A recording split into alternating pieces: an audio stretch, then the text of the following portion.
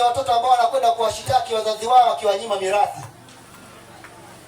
Hawa ndio watoto ambao wanakwenda kuwapiga wazazi wao na kuwatukana. Kwa sababu nini? Hawajafundishwa thamani ya mzazi. Leo tuko bize tu. Watoto waende madrasa, watoto wapate elimu ya dini zao. Tuko bize na nini? Wakiingia shuleni alfajiri, kuinuka usiku, ninapata muda kwenda kuuza samaki na vinginevyo. Huu ni msiba na hili ni bomu. Nakumbuka takriban miaka kama sio 6 nilizungumza neno hilo kwamba watoto tunavyoendesha hivi sasa tunalitengeneza bomu ambalo litakuja kutulipukia sisi wazazi.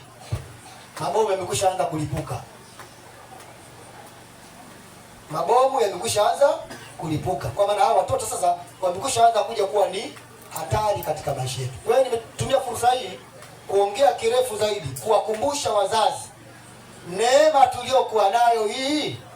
Huenda ikawa hatuitambui kwa sababu tupo katika hiyo neema. Siku tutakayoondoka katika hii neema, ndipo utakuja kujua thamani ya neema hii.